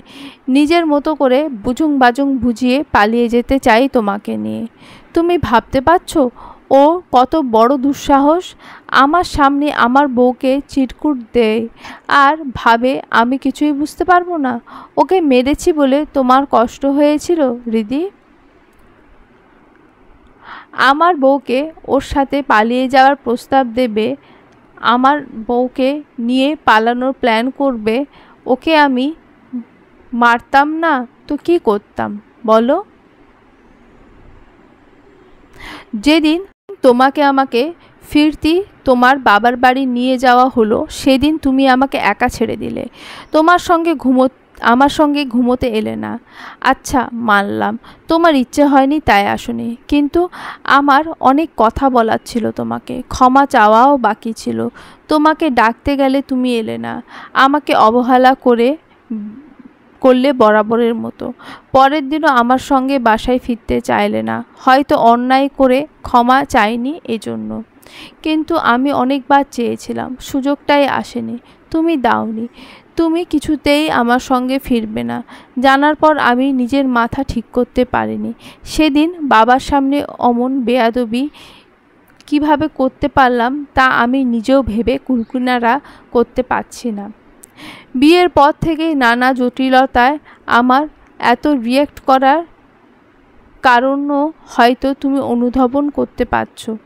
এত কিছুর পর তোমাকে পেয়েছিলাম, কিভাবে হারাতে দিই আমি আবারও সব কিছুর জন্য ক্ষমা চাইছি রিদি। প্লিজ আমাকে ক্ষমা করে দিও, আমার কাছে ফিরে এসো প্লিজ।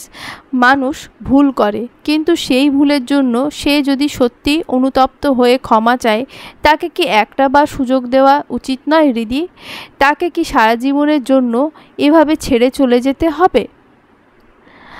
আমার ভুলের জন্য তুমি আমাকে যে শাস্তি দিতে চাও আমি মাথা পেতে নেব, তবুও প্লিজ আমার কাছে ফিরে এসো তুমি। আমার মনে হয় তুমি আমার কাছে না ফিরলে আমি পাগল হয়ে যাব। আমি নিজের সব কিছু ওপর থেকে নিয়ন্ত্রণ হারাচ্ছি।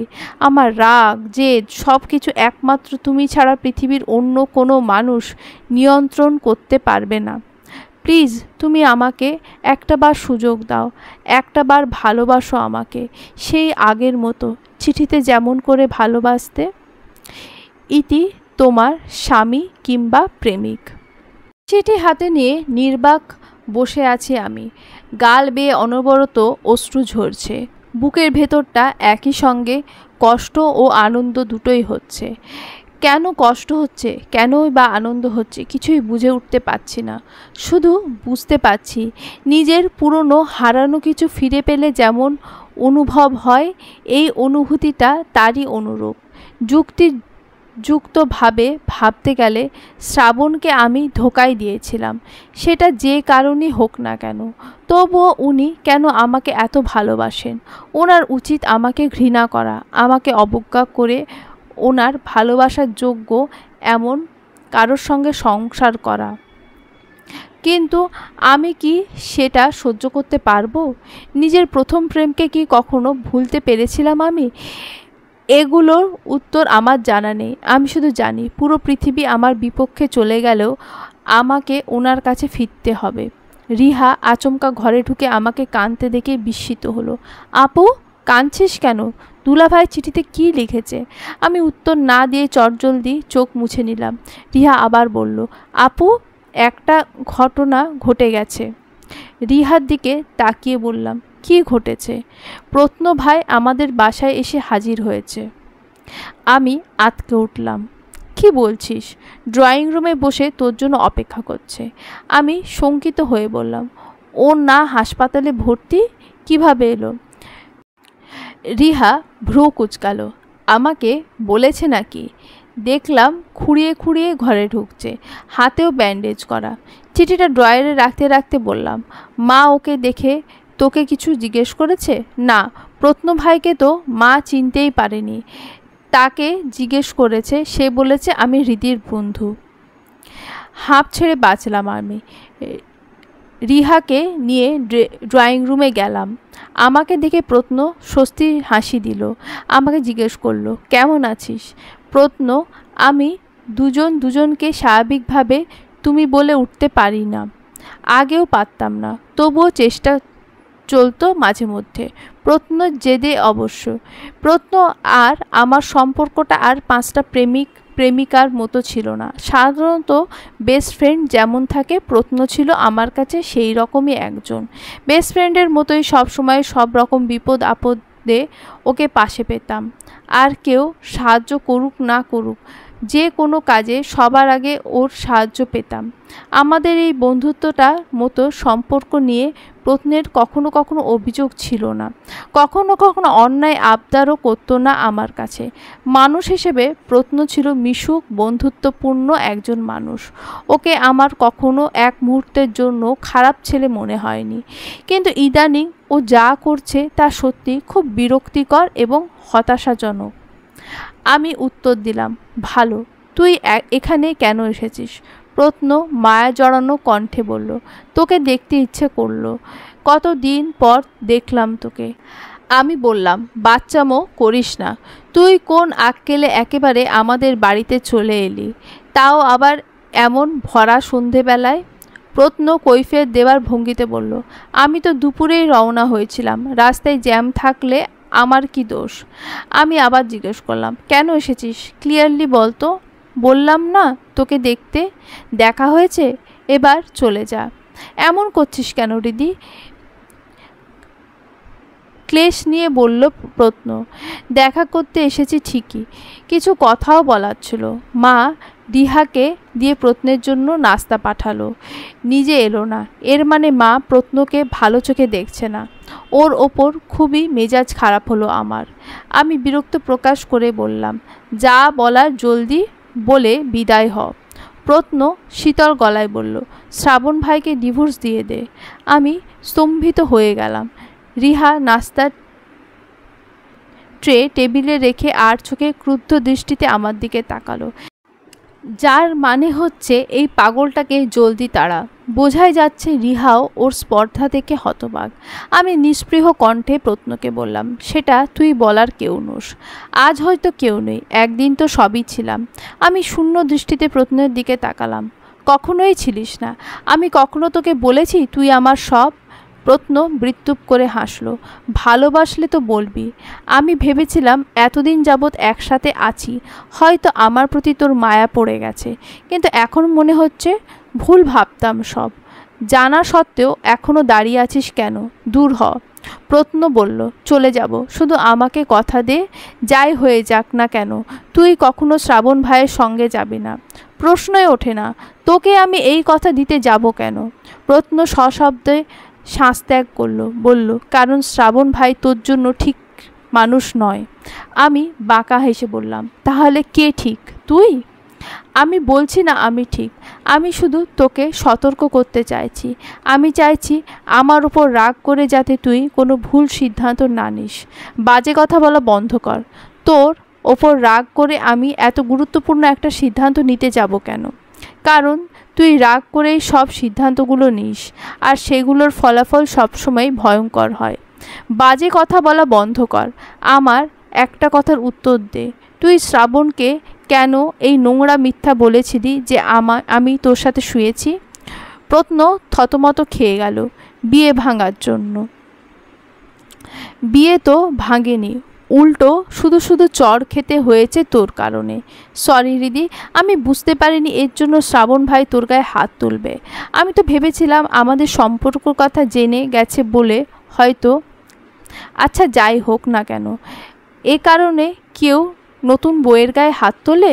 কাজটা কিন্তু মোটেও ঠিক করেননি উনি।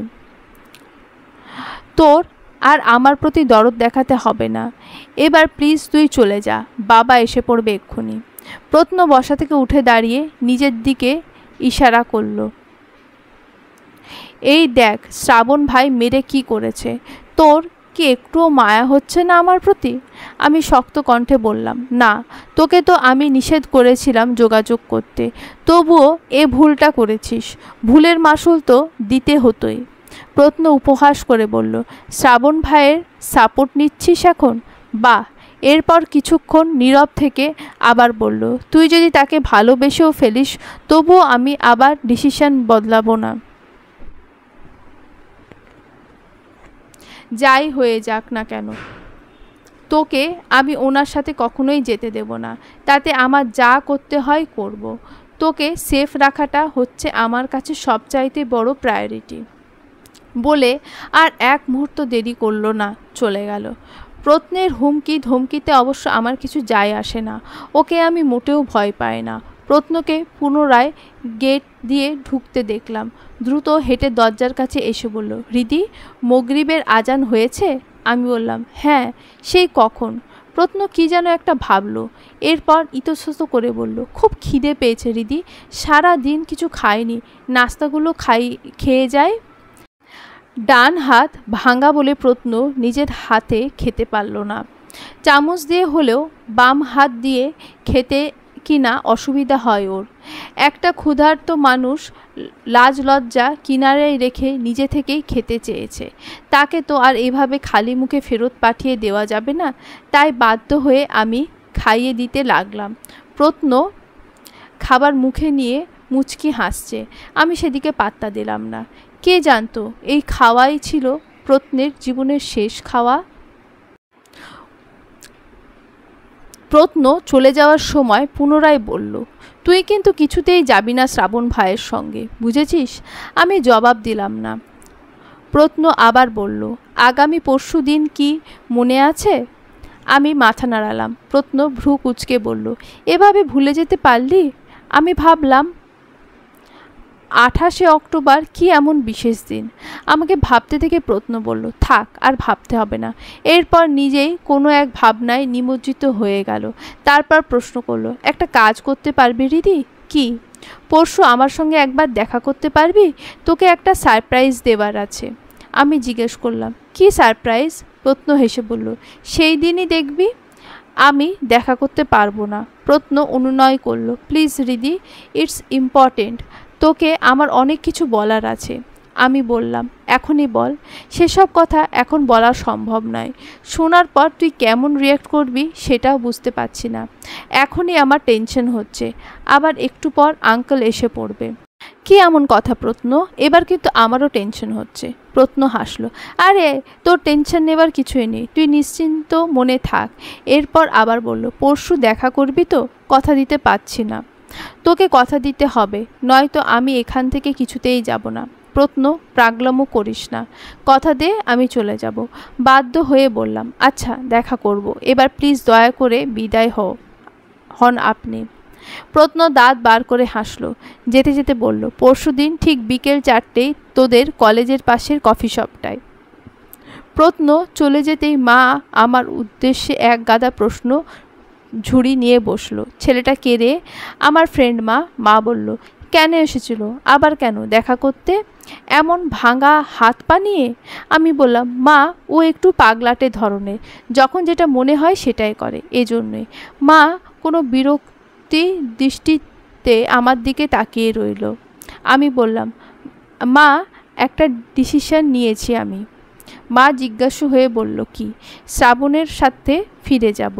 মুহূর্তেই মায়ের মুখের বিরক্তি ভাবটা কেটে গেল। এক গাল হেসে বলল, সত্যি? হ্যাঁ মা। মা আমার মাথায় হাত রাখলো।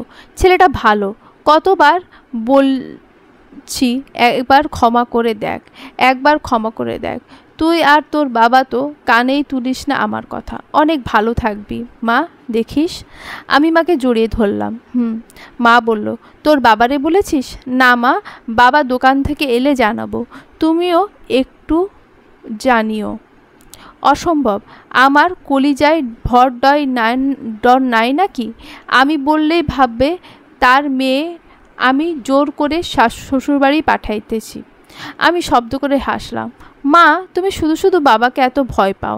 আচ্ছা যাও, তোমাকে বলতে হবে না, আমি নিজেই বলবো। শ্রাবণকে কিছু বিষয় পরিষ্কার করে বলা দরকার। উনি ভাবছেন আমি ওনাকে ধোঁকা দিয়ে প্রত্নের সাথে সম্পর্কে জড়িয়েছি। আপাত দৃষ্টিতে সত্যি মনে হলেও সেগুলো সত্যি নয়। শ্রাবণের সঙ্গে যখন আমার প্রেমপত্র শুরু, তখন আমি কেবল ক্লাস 9-এ পড়ি। ক্লাস 10-এ ওঠার পর একবার শ্রাবণের একটা চিঠি কেমন করে যেন বাবার হাতে পড়ে যায়। তখন আমার বয়স কেবল 15। বাবা চাইছিলেন না এমন সংবেদনশীল একটা বয়সে মোহে পড়ে কোনো ভুল করে বসি। বাবা একদিন ডেকে আমাকে সাবধান করেন, জিজ্ঞেস করেন চিঠি পাঠানো ব্যক্তিটাকে, তার নাম কি, কোথায় থাকে। কিন্তু আমি তার নাম ধাম কিছুই বলতে পারি না। ফলে বাবা ক্রুদ্ধ হয়ে বলেন, আমি কেন বোকার মতো এই চিঠির উত্তর দিয়ে আসছি এতকাল। বারবার করে নিষেধ করেন আজ যেন কখনো ভুলেও চিঠির উত্তর না দিই। ছোটবেলা থেকে কোনোদিন বাবার কোনো কথার অবাধ্য হইনি। ভয়, শ্রদ্ধা, ভালোবাসা সবগুলোই জন্যই বাবা নিষেধ করা বস্তুকে আমরা দুই বোন নিজেদের জন্য হারাম ভাবতাম। কাজেই বাবার নিষেধ করা সত্ত্বেও শ্রাবণের চিঠির জবাব দেওয়া অসম্ভব ছিল আমার পক্ষে। কখনো না দেখলেও ওনাকে আমি মন থেকেই ভালোবাসতাম। উনি ছিলেন আমার প্রথম প্রেম, প্রথম ভালোবাসা, যাকে কখনোই ভোলা সম্ভব নয়। ওনার শত শত চিঠি পাবার পরও উত্তর দিতে পারার অপারগতা আমাকে কুরে কুরে খেত। এক প্রকার মানসিক যন্ত্রণার মধ্যে দিয়ে যাচ্ছিল আমার কিশোরী মন। তখন আচমকা আমার জীবনে প্রত্নের প্রবেশ। আমরা দুজনে একই ক্লাসে পড়তাম, ভিন্ন কলেজে। আমাদের দেখা হয়েছিল একটা পিকনিক স্পটে। সেদিন ওদের পিকনিক নিয়ে আসা হয়েছিল ওদের কলেজ থেকে। ওই প্রথম আমার দিকে বন্ধুত্বের হাত বাড়ায়। ভালো ছেলে মনে হওয়ায় আমিও আপত্তি জানাইনি বন্ধু হতে। আমাদের নিয়মিত দেখা সাক্ষাৎ হতো। ধীরে ধীরে ও আমার খুব ভালো বন্ধু হয়ে যায়। একদিন হুট করে ও আমাকে প্রপোজ করে বসে। আমাকে জানায় ও প্রথম থেকে আমাকে পছন্দ করত, ভালোবাসতো। আমি তখনও আমার প্রথম প্রেমকে ভুলতে পারিনি। ওকে তার ব্যাপারে সবই জানায়, প্রত্ন জানায়। যেহেতু বাবা আমার প্রেমিককে পছন্দ করছেন না, আবার সে কে তাও আমার জানি না, সেহেতু তার সাথে ভবিষ্যতে কোনো রকম সম্পর্ক হওয়ারও সম্ভাবনা নেই। তাকে ভুলে যাওয়াটাই বুদ্ধিমানের কাজ হবে। এক প্রকার তাকে ভোলার উদ্দেশ্য নিয়েই আমি প্রত্নের সঙ্গে নামমাত্র প্রেম সম্পর্কে জড়াই। তাকে ভুলতে পারছি কি না জানি না, তবে প্রত্নকে কখনো সেভাবে ভালোবেসে উঠতে পারিনি। প্রত্ন সেটা জানতো। ওর নিজেরও এ নিয়ে কোনো অভিযোগ ছিল না। প্রত্ন সবসময় বলতো ও একার ভালোবাসায় আমাদের দুজনের জন্য যথেষ্ট। প্রত্নের দিক থেকে ভালোবাসার কোনো কমতি না থাকলেও আমার দিক থেকে কেবল বন্ধুত্বই ছিল। তবুও প্রত্ন কখনো চাইতো না সম্পর্কটা ভাঙুক। এভাবে যতদিন যাবৎ আমাদের প্রেম নামক সম্পর্কটা চলেছে। শ্রাবণকে সব বুঝিয়ে বলতে হবে। তিনি নিশ্চয়ই এতদিন যাবৎ আমাকে ভুল বুঝে বসে আছেন। শ্রাবণের নম্বরটা ডায়াল করতেই রিসিভ করে কেউ হ্যালো বলল। সঙ্গে সঙ্গে আমি গড়গড় করে বলতে আরম্ভ করলাম, আমি আপনার সাথে ফিরতে চাই শ্রাবণ। ওপাশ থেকে কোনো উত্তর এলো না। বেশ কিছুক্ষণ নীরবতার পর উত্তর এলো, সত্যি বলছো হৃদি? হ্যাঁ, আমি এখনই আসছি। এতক্ষণে গাড়ির আওয়াজ আমার কানে এলো। আপনি কি চলে যাচ্ছেন? শ্রাবণ উত্তর দিল, হ্যাঁ। কেন? শ্রাবণ হঠাৎ গলার স্বর নামিয়ে নিলেন। তুমি আমাকে ঘৃণা করো তাই? আমি কি জবাব দেব কিছু খুঁজে পেলাম না। শ্রাবণ আবার বলল, হৃদি, আমি আর কখনো তোমাকে হারাতে চাই না। গতকাল আমাদের অ্যানিভার্সারি ছিল। 2 বছর হয়ে গেছে শ্রাবণের সাথে আমার বিয়ের। বেশ বড় করে উদযাপন করা হয়েছিল গতকালের দিনটা। আমি ক্লান্ত ভঙ্গিতে শোবার ঘরে বারান্দায় রাখা চেয়ারটায় বসে আছি। প্রত্যেক বছর এই দিনটা এক অদ্ভুত কারণে আমার প্রত্নের কথা মনে পড়ে, এখনও পড়ছে। সেই দিন রাতে শ্রাবণের সাথে ফেরার পরপরই আমি প্রত্নের মৃত্যুর কথা জানতে পারি। আমাদের বাসা থেকে ফেরার সময় সম্ভবত ওর অ্যাক্সিডেন্টটা ঘটে, কার অ্যাক্সিডেন্ট। এরপর 28শে অক্টোবর আমার আর ওর সঙ্গে দেখা করা হয়ে ওঠেনি। ও না বলা কথাগুলো শোনা হয়ে ওঠেনি। সারপ্রাইজ পাওয়াটা বাকি রয়ে গেছে। প্রত্ন আমার জীবনে কিছুই ছিল না, আবার অনেক কিছুই ছিল। জীবনে যে কোনো কঠিন পরিস্থিতিতে যাকে পাওয়া যেত সে ছিল প্রত্ন। ভালোবাসার পরিবর্তে ভালোবাসা না পেয়েও যে আমাকে ভালোবাসত সে ছিল প্রত্ন। নিজের মন খারাপ নিয়েও যে আমার মন ভালো করতে উঠে পড়ে লাগতো সে ছিল প্রত্ন। প্রত্ন ছিল আমার জীবনের শ্রেষ্ঠ বন্ধু। বেঁচে থাকতে কত তুচ্ছ তাচ্ছিল্য করেছি, অবহেলা করেছি। এখন আফসোস হয় ভীষণ। ওর দিক দিয়ে তো ও কখনো ভুল ছিল না। আমি তো ভুল সিদ্ধান্ত নিয়ে আজীবন সবাইকে কষ্ট দিই। নিজের ওপর রাগ হয়, এত ইম্যাচিওর, এত বোকা কেন আমি। মাঝে মাঝে ও শূন্যতা আমি ভীষণভাবে অনুভব করি। কিছু বলার থাকে না, কিছু করারও থাকে না। আমার কান্না পায়, কিন্তু জানি না কেন কাঁদতে পারি না। দম বন্ধ হয়ে আসে শুধু। তখন শ্রাবণ এসে সামলে নেয় আমাকে। উনি ভালো করেই জানেন প্রত্নর প্রতি আমার এই ভালোবাসাটা শুধুই বন্ধুত্বের। তাই রাগ না দেখিয়ে উল্টে সান্ত্বনার হাত বাড়িয়ে দেন। আগের মতো বদমেজাজি থাকলে হয়তো উনি আমার এই কান্নাকাটি দেখলে রেগে যেতেন, কিন্তু এখন উনি আর তেমনটা নেই। ওনার অনুদ্ধত স্বভাব মাঝে মাঝে আমাকে ভীষণ অবাক করে। আমার জন্য এতটা বদলে নিয়েছেন নিজেকে। ভাবনায় এতটাই ডুবেছিলাম যে বুঝতেই পারিনি কখন শ্রাবণ এসে পেছনে দাঁড়িয়েছেন। কাঁধে কারোর স্পর্শ পেয়ে পেছন ফিরে দেখি উনি দাঁড়িয়ে। আমাকে কাঁধে থেকে হঠাৎ আমার হাত ধরে দাঁড় করে আমাকে জড়িয়ে ধরলেন। মাথায় হাত বুলিয়ে দিতে বললেন, কেঁদো না বউ। এরপর আমার পেটে হাত রেখে বললেন, তুমি কাঁদলে আমার সাথে সাথে আমার আর আমাদের সন্তানেরও যে মন খারাপ হবে। আমি শ্রাবণের বুকে মাথা রাখলাম। আমার বাবার পরে একমাত্র এই মানুষটার বুকেই যেন সমস্ত প্রশান্তি। আমি মুখ উঁচু করে শ্রাবণের দিকে তাকালাম। আমি খুব ভাগ্যবতী আপনাকে পেয়ে। শ্রাবণ আমার কপালে চুমু খেলেন। আমি আরও বেশি ভাগ্যবান তোমাকে পেয়ে। আমি আরও শক্ত করে জড়িয়ে ধরলাম আমার পাগল মানুষটাকে। সমাপ্ত।